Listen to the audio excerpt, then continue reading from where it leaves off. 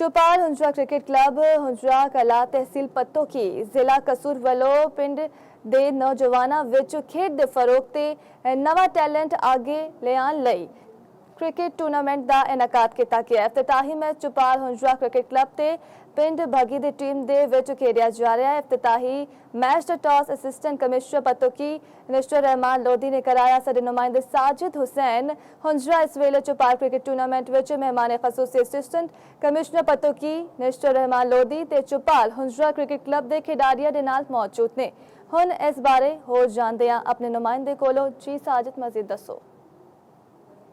Commissioner पत्तों की नश्तर लोधी चौपाल Hazra cricket tournament पहुंच चुके हैं। इन्होंने बकायदा तौर पर टास करवा दिता है। साडा विजन है सेहतमंद माशरा मनशियात तो पाक पत्तों की जिला कसूर मनशियात तो पाक पाकिस्तान। साढ़े नाल इस वेले चौपाल न्यूज़ के मेहमान असिस्टेंट कमिश्नर पत्तों की जनाब नश्तर रहमान लोधी साहब मौजूद ने।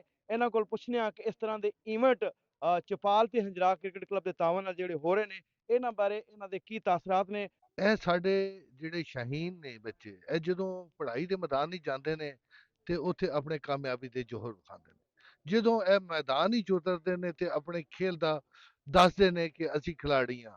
ਇੱਥੋਂ ਹੀ ਨਿਕਲ ਕੇ ਇਹ ਵਕਾਰ ਯੂਨਸ, ਅਫਰੀਦੀ ਤੇ ਵਸੀਮ ਅਕਰਮ, ਬਹੁਤ ਵੱਡੇ ਵੱਡੇ ਖਿਲਾੜੀ ਜਿਹੜੇ ਨੇ ਉਹ ਇੱਥੋਂ ਹੀ ਗਏ ਨੇ।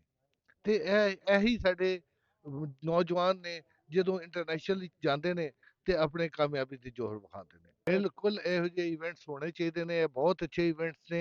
ਇਸ ਤਰ੍ਹਾਂ ਦੇ ਇਵੈਂਟਸ ਕਰਾਣੇ ਚਾਹੀਦੇ ਨੇ ਤਾਂ ਕਿ ਨੌਜਵਾਨ ਨਸਲ ਦਾ ਟੈਲੈਂਟ ਸਾਹਮਣੇ ਆ ਸਕੇ।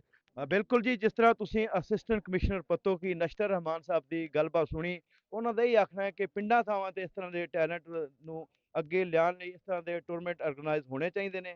इन्होंने चौपाल न्यूज़ ते हजरा क्रिकेट क्लब का शुक्रिया अदा करते हुए उम्मीद जाहिर की कि नौजवान ना सिर्फ पढ़ाई बल्कि खेलों के मैदान में भी अगे बढ़ेंगे। जी।